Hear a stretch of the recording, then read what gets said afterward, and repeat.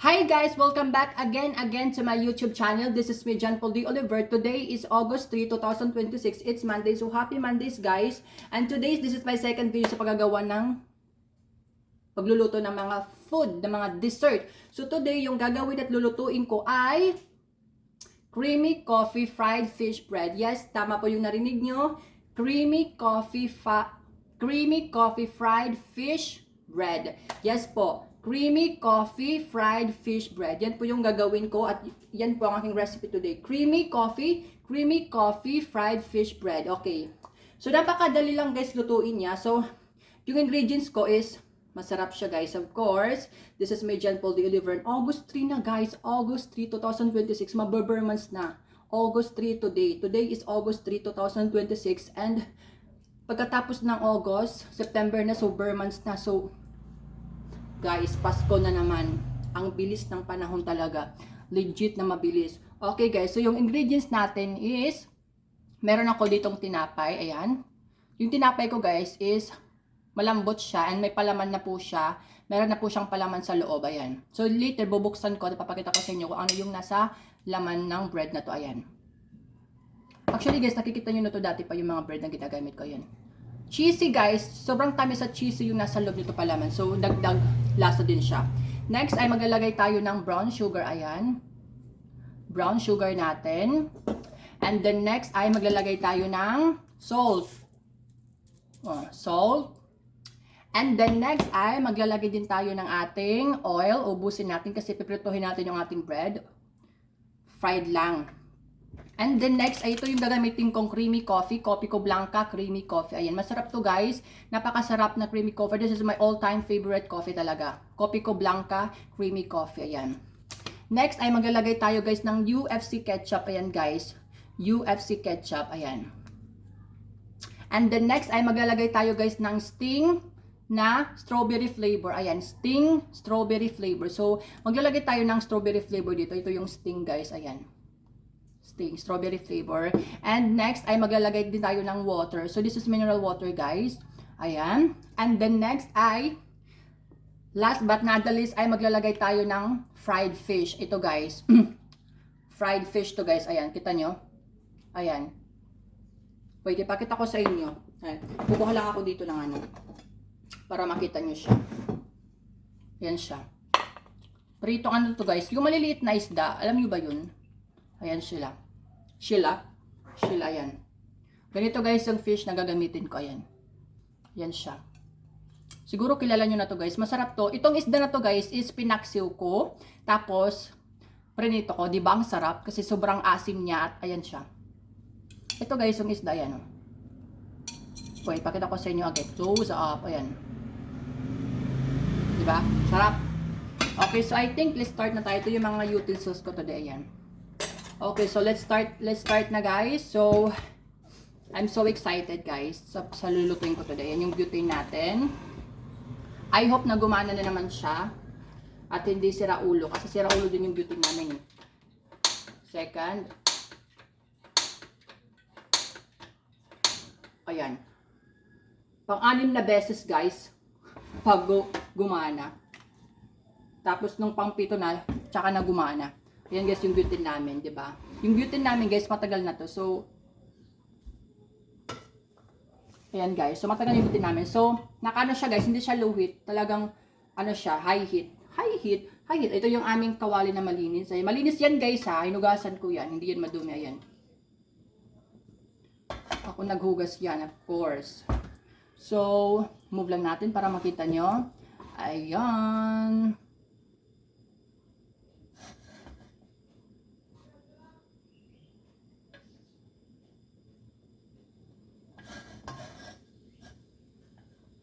Ayan. Okay. So, habang pinapainit natin yung ating kawali, masarap guys yung lulutuin ko today, promise. So, ayan guys, tignan nyo ang basa ko, diba? Diba? Ang basang-basa ko na, ayan. So, mainit na yung kawali natin. Maglalagay na tayo ng oil. Ubusin natin kasi magpa-fry tayo ng ayan. Tumutunog na, diba? Ayan. Sayang kasi yung oil natin. Ayan. And then next ay painitin natin yung ating oil. Ayan.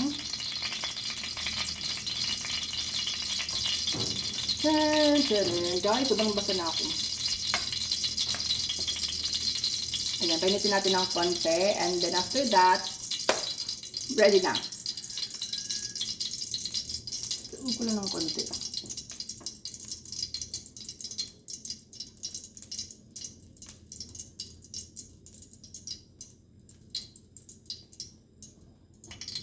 Alright. Perfect. Okay guys, so ilagay na natin guys yung ating ilagay na natin guys yung ating bread kasi mainit na po yung ating oil. Ayan. Para lang ako nagpiprito guys. Ay! Ayan. So pipritohin ko sila guys para siyang isda. Saring. Ito. Para mag-ano siya guys, para tumigas siya ng konti, di ba? Ayan, na.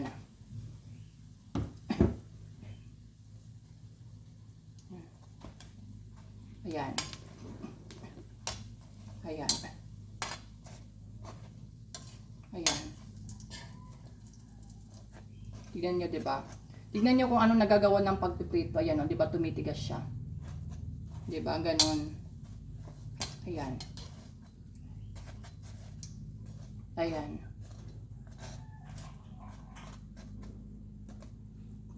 Wait lang guys ah.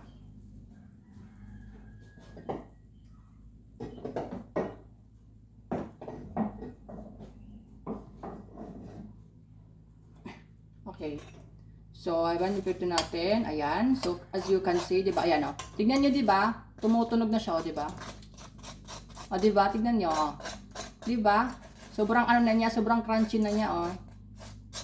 O. Tignan nyo, ayan o. Sobrang crunchy na. Ito o. Ito pa o. Sobrang crunchy na niya. Magiging pagpiprito. Ayan o. Diba? Pero dapat guys. Okay, so next ay maglalagay na tayo ng ating strawberry flavor na sting. Ayan. Sting strawberry flavor. Ayan.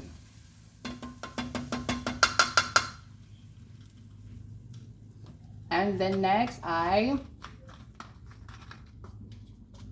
susukan si yung amoy niya is strawberry. Sting na siya guys. Ayan. Haloloy natin siya sa sting natin. Ayan. Haloloy natin siya. Ayan. Ayan. As you can see, yung bread natin nagkulay pink na at naging pula na siya. O, diba? So, yung lasa nito guys, napaka strawberry kasi binabad ko muna siya sa ating sting strawberry flavor. Okay? Ayan. So, ayan. Diba? Ang ganda oh. Nagkulay pink na siya. Okay. Ito pa dito sa gilid. Ayan. Ayan. So guys, as you can see, nababad na natin siya sa ating strawberry flavor. And then next ay maglalagay tayo ng brown sugar. Ayan. So brown sugar natin. Ayan.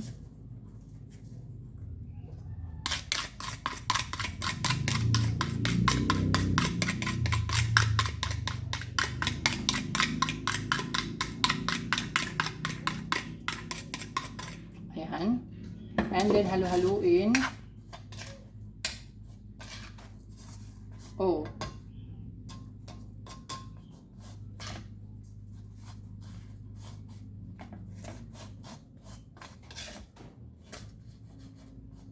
Uy, yung sarap niya guys. Oh my god. Ang sarap niya, promise.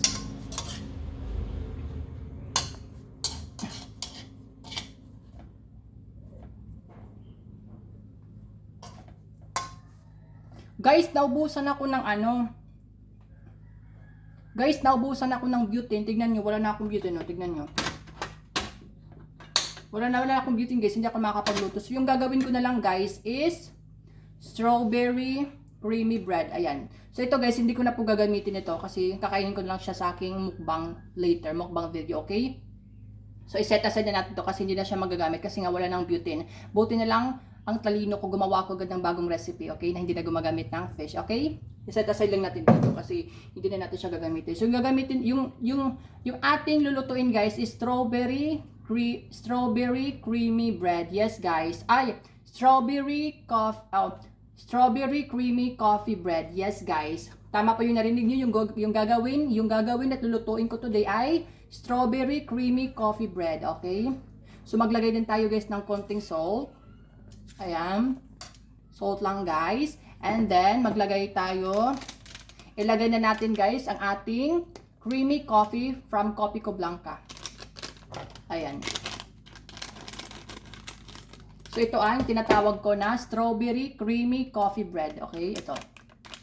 So, huwag ko lang dito ng closely. Ayan. Kasi lalagyan pa natin siya ng konting water later. Ayan. And then, ilagay na natin. Ayan. Lagay na natin.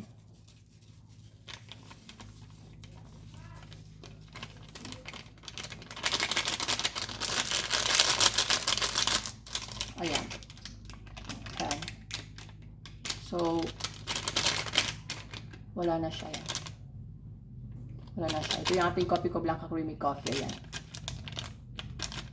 And then next ay halo-haloin mo natin guys para ma-absorb din yung lasa niya, okay? Ayan. Uy, ang sarap niya guys. Uy, naamoy ko. Uy. Yung amoy pa lang guys. Gagi. Putang inang amoy na to. Ang sarap. Ayan.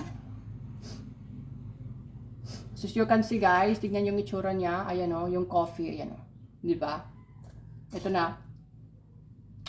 Ito na guys yung itsura niya today. Tignan mo yung coffee, 'di ba? Yung lahat na nilagay ko na ingredients, andito na lahat. Ayan. Ito din oh. Ito din oh. 'Di ba? Guys, itsura pa lang napakasarap niya at maglalaway na kayo dito. Ay, nabub na naman siya. Tama ba 'to?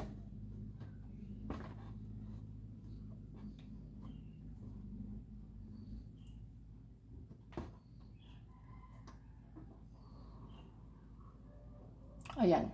So, ayan guys. So, nahalo.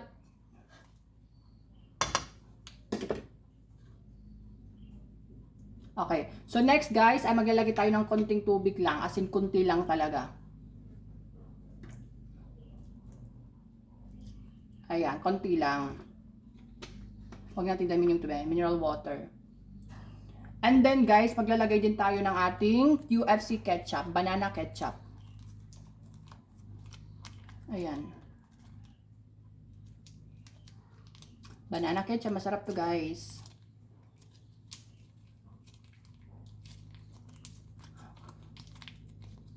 Pusin natin kasi sayang. Ayan. Isa pa, para maubos ng todo. Ayan. Busin natin para maubos ng todo. Ayan. Ayan, wala na. Ngayon na natin siya haluin lahat. Okay? Ayan. Ano kaya lasa nito guys? Confusing pa din ako. Nako-confuse na naman ako sa ginagawa ko. Ano ba talaga yung lasa nito? Kasi first time kong gumawa nito guys in my life. At first time ako kakain ng ganitong pagkain. So, nakakapanibago siya for me. But, I know naman na masarap to. Like me, masarap ako. And, you guys, yung amoy po lang talaga. Shit. Masarap na yun. Kanina diba black coffee? Ito naman, creamy coffee. So, kanina black coffee talaga. Yung sobrang pait na coffee. Ito naman siya, yung coffee na milky. Tapos, creamy vanilla, ganon. Ayan guys, haluin nyo lang siya ng maayos. Ayan. Ayan. Ito. Ayan, halo mo siya. Ayan. Ito naman, para ma-absorb lahat ng sauce. Konti lang guys yung yung ginamit, yung nilagay kong tubig. Nakita nyo naman diba? Ayan. Ayan, so, guys. Ayan. Last. Natin para sayang yung yung lasa ng sauce. Napakasarap guys ng sauce. Ayan oh. Shit. Ayan oh. Ayan, okay na.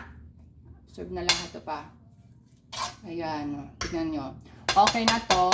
So next, ilalagay na natin Saan nyo guys gusto lagay? Dito ba? Saan mas gusto lagay? Dito ba? Or dito? Dito. Okay guys, lagay na lang natin siya dito sa ating pangalawang favorite na lagay. Ayan. Ganda ba ito yung itsura niya? Ayan. Ito siya. Diba? Kaya mo yung kulay. Itsura pa lang guys, nakakagutom na. Ayan. Wow. Isipin mo na lang yung lahat na nilagay ko ng ingredients. Ano kaya lasa? Ooh. This will melt in your mouth. Wow. Sobrang lambot na ng ating bread guys. As in. Para na siyang prinitong isda. Oh guys, para na siyang prinitong isda. Napansin ko yan. Ito yung sauce niya maliliit. Sayang yung sauce. So, sayang yung sauce guys. So, isama nyo na din. At kailangan talaga yun. Kasi, sauce naman talaga yung papasarap dito. Katulad ko, masarap. Charing. Ayan. Busin natin yung sauce. Sauceability. Charing. Ayan. Period. Ang sarap. Pakita ko muna sa inyo close up. 1, 2, 3, go. Para siyang banana Q guys.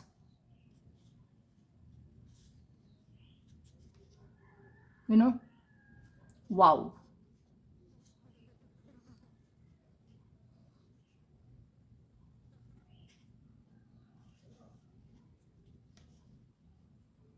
Thumbnail.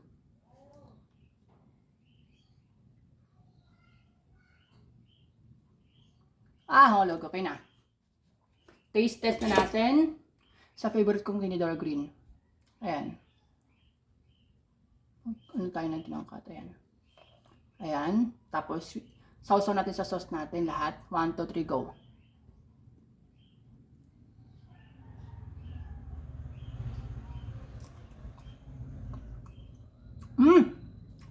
Wow!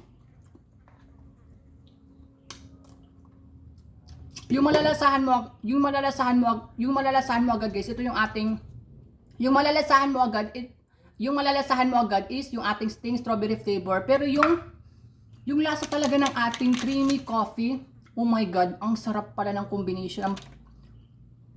Oh my god, ang sarap pala ng combination, ang perfect.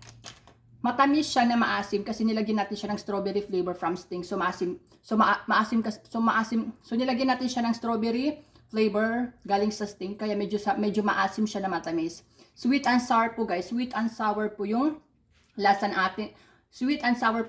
ating ginawang strawberry creamy coffee bread. Ayan guys.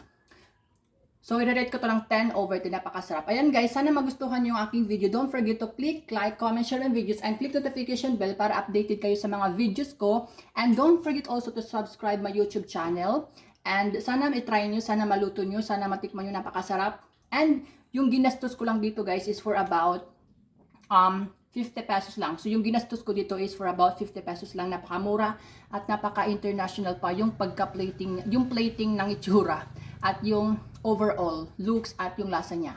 Ayan guys, this is me, John Paul D. Oliver. Sana nagustuhan nyo at sana maglaway kayo. Bye-bye! See you on the next video.